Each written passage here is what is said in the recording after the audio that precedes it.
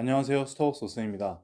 고1, 6월, 9월, 11월, 고2, 3월, 6월 모의고사까지 단 한 번도 모의고사 점수가 90점 밑으로 내려간 적이 없는 고등학교 2학년 학생 2명이 있습니다. 어쩌다 한 번 1등급 나온 학생들이 아니라는 거죠.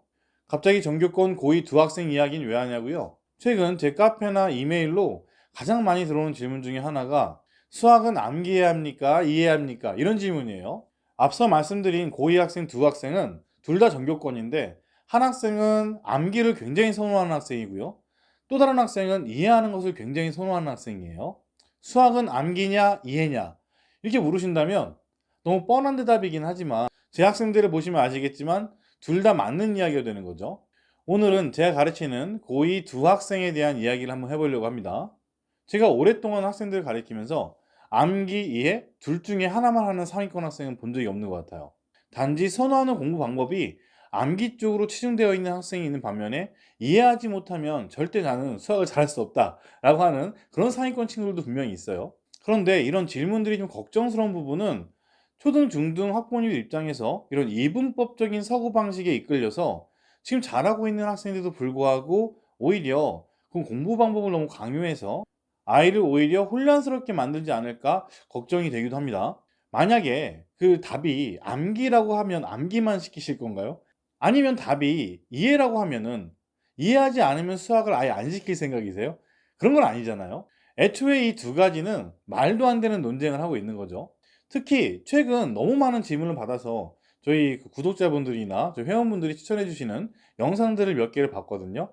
거기 나오신 선생님들도 굉장히 다 옳은 말씀을 하세요.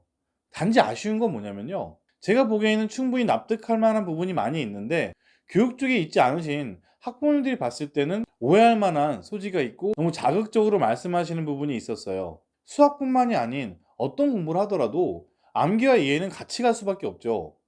암기를 하다 보면 이해가 되는 경우도 있고 이해를 하다 보면 암기가 되는 경우도 있는 거거든요. 그래서 그런 말도 있잖아요. 완벽한 암기는 이해와 구분할 수 없다. 그렇다고 암기만 하면서 끝나는 공부는 없죠. 고등학교 고학년이 될수록 점점 암기만 하는 학생들도 이해가 필요하다는 것을 알게 되는 시기가 분명히 옵니다. 이해를 선호하는 학생도 마찬가지예요. 이해만 해서는 그 바쁜 고등학교 내신이나 여러 가지 수행평가들을 따라갈 수조차 없죠. 그래서 제가 가르치는 과학과 학생들은 상위권에 위치한 친구들은 이제 암기력이 어마무지한 친구들도 굉장히 많이 있어요. 나중에는 결국 선호도의 차이 정도로밖에 바뀔 수밖에 없어요. 둘 다 할 수밖에 없다는 거죠. 수학은 암기를 해야 한다, 이해를 해야 한다, 어떤 것이 맞느냐 틀리냐 보다도 오히려 더 중요하게 생각해야 되는 것은 학생이 선호하는 공부법이 암기인지 아니면 이해 쪽인지 빠르게 판단을 해서 그 방식에 맞는 조언을 올바르게 해주고 중상위권 이상으로 빠르게 끌어올려주는 것이 더 중요하다고 생각을 해요. 워낙 학생들의 상황이 많이 다를 수 있기 때문에 제가 가르쳤던 상위권 학생 두 학생을 예를 들면서 어떻게 지도해 왔는지 그리고 각 성향별로 어떤 부분들을 좀 주의해야 되는지에 대해서 말씀드려 보도록 할게요. 첫 번째로는 개념을 처음 배울 때예요. 개념을 처음 배울 때는 암기하는 학생이나 이해하는 학생이나 기초 개념이 어디에 어떻게 개념이 적용되고 어떤 방식으로 사용되는지 대표적인 예제를 통해서 알려주고 실전 개념으로 바꿔주는 노력을 해야죠. 대부분의 선생님들은 다 그렇게 하실 거예요. 그리고 그 개념들을 세트화를 시켜줘야 되는 거죠. 저 같은 경우에는 이해를 선호하는 학생한테는 마인드맵을 진행하면서 개념의 흐름을 잡게 만드는데 주력을 했어요. 말로 설명도 시켜보면서 말이죠. 이런 진행 과정에서 암기를 선호하는 학생과 차이가 좀 많이 나는데요. 암기를 선호하는 학생 같은 경우에는 개념의 흐름을 잡게 해주면 호흡이 너무 긴 개념 같은 경우에는 암기력이 못 따라가는 상황이 발생해 버려요. 그래서 마인드맵을 하는 그 과정들을 더 잘게 쪼개서 단답형 질의응답을 하고 그런 부분들이 잘 됐다고 판단이 들었을 때 쪼개진 개념들을 하나로 이어가면서 하나의 마인드맵을 완성시키는 데 주력을 했습니다. 두 번째로는 개념 이후 문제풀이를 진행할 단계인데요. 중상 난이도와 그다음에 킬러 문제까지 진행할 때의 차이를 말씀드려 볼게요. 전에도 많이 말씀드렸지만 저는 고등학생들한테 유형서를 많이 사용하진 않아요. 저희 경우는 개념서 한 권, 교과서, 그리고 학교 부교재, 모의고사 3, 4점, 킬러 문항을 제외한 문항들만 가지고도 연습을 해도 시간이 많이 모자란 편이거든요. 이해를 선호하는 학생 같은 경우에는 문제를 풀 때 어떤 개념이 쓰이는지 계속 짚어가면서 문제를 풀도록 유도를 했고요. 오답을 하더라도 시간을 좀 많이 주는 편이에요. 많이 생각을 하고 스스로 좀 어떻게 깨달을 수 있도록 노력을 하는 거죠. 질문을 할 때도 구체적으로 어떤 부분에서 이해가 잘 안 된다, 이런 식으로 질문하도록 유도를 하죠. 반면에 암기를 선호하는 학생들 같은 경우에는 호흡이 길어지면 굉장히 답답해 하거든요. 그래서 한 문제에 쓰이는 여러 가지 유형을 최대한 많이 구성해서 간단하고 명료하게 보여줘야 이해를 잘했어요. 그리고 그런 부분들을 개념과 엮어서 암기를 시켰죠. 그렇게 하다 보니까 한 유형에 개념이 많이 들어있는 문제들을 전 찾을 수밖에 없고, 그런 문제들이 대부분 모의고사 문제였던 거죠. 제가 학생들을 만나보면 10명 중에 8명 정도의 학생들은 암기를 선호하는 학생들이 많았었어요. 그리고 이런 학생들의 경우는 이해를 하면서 공부를 해본 경험이 없기 때문에, 그래서 경험 부족 때문에 오히려 이해를 못하는 경우가 많았거든요. 그런데 고등학생들 같은 경우에는 이런 성향을 알았다고 하더라도 이거 바꾸기 쉽지가 않거든요. 하지만 모의고사 문제 기준 준킬러 이상 문제들을 풀려면 아이들 스스로 이해의 필요성을 통감하는 시기가 분명히 와요.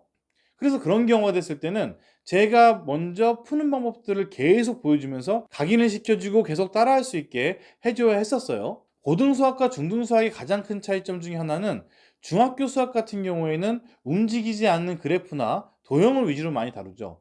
근데 고등학교 때부터는 움직이는 점이나 그래프, 도형들을 많이 다루게 되죠. 암기형 학생들의 특징은 이런 부분들에서 굉장히 많이 힘들어해요.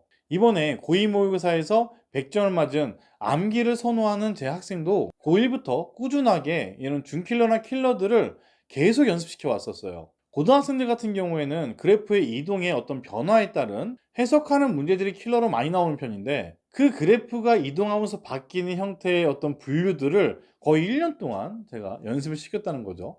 또 여기까지 말씀드리면, 그래서 역시 수학은 이해를 해야 되는 거구나 라고 이제 또 말씀하신 분도 계시겠지만, 근데 이해를 해 가지고 그냥 스스로 혼자서 이런 킬러들이나 준킬러를 푼다 하는 친구들 같은 경우에는 실제로 찾아보면 많이 없어요. 만약에 본인이 이해만 해 가지고 그런 킬러들이 쉽게 쉽게 풀린다, 그런다면 그 학생은 완전 어나더 레벨인 거죠. 그 정도의 학생이라면 의대도 혼자 공부해서 그냥 갈 수 있는 정도라고 전 생각을 해요. 이해를 선호하는 학생이라 하더라도 보통은 킬러를 만났을 때 암기한 학생들보단 당연히 문제의 어떤 파악 능력이 굉장히 뛰어나긴 해요.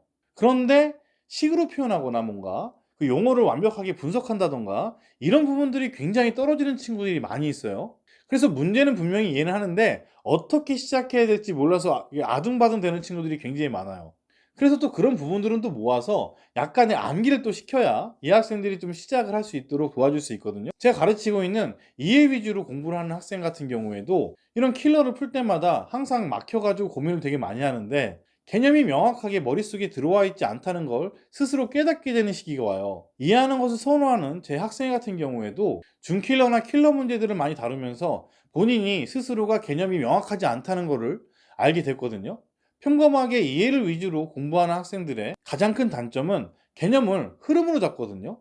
그러다 보니까 수학은 정확한 표현과 용어 암기가 돼 있어야 되는데, 그런 내용들을 두리뭉실하게 잡고 있는 경우가 굉장히 많았었어요. 결국 이해를 선호하는 학생도 마지막에 가서는 이런 부분들을 또 암기해야 한다는 걸 또 깨닫게 되는 거죠.